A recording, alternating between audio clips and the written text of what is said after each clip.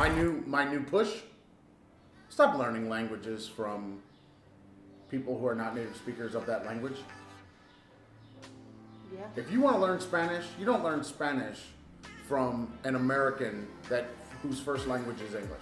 I will say that there are those people, especially in Western culture, that do upset their life, go to other countries, learn the language of that country and the culture, and then come back and be able to actually speak the language like an actual native speaker.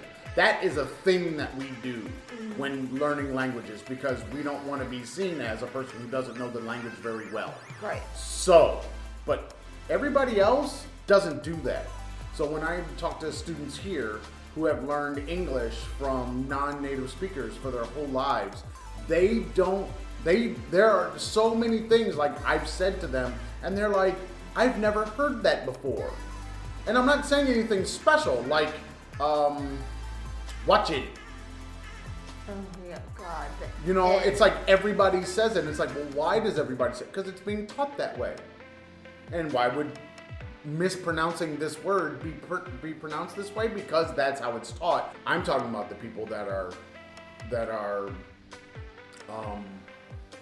they're coming for classes. They've been taught one thing, but most of it was wrong.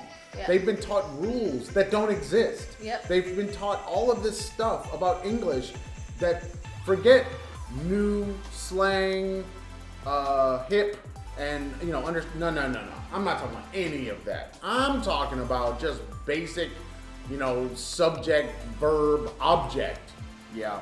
Stop wasting your time and your money on people, teachers, companies that are not teaching with native speakers, because you're not learning the language.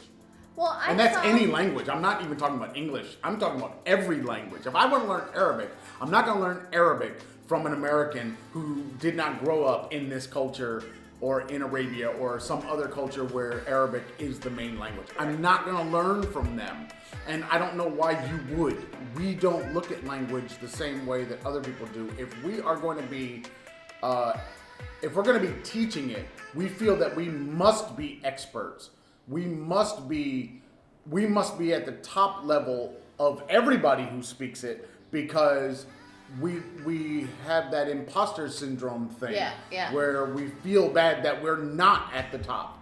So, I mean, even me in English, I'm always studying and trying to learn more and trying to understand why this exists and why this doesn't. And now, with all of the words around grammar that have been morphing and changing over the years, you actually have to still keep studying it, kind of like being a technician for computers.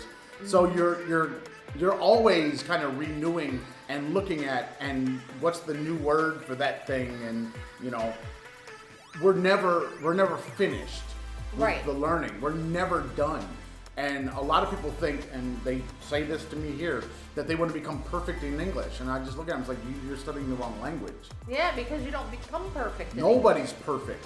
Even there is no perfectly. person that in the planet that is a perfect English speaker 100% of the time.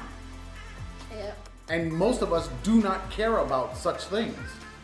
Like, that's not really, I mean, when I'm writing, I'm writing so that my message is getting across the way I choose to make it get across. So if I choose to be grammatically incorrect, that's on purpose. Yes. But that's art, that's writing. When I'm speaking, man, don't make me break out what's my favorite word?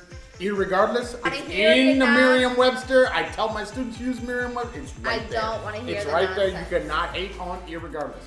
So that's what I'm saying. Ain't a word? Of course it is. I just said it, didn't I?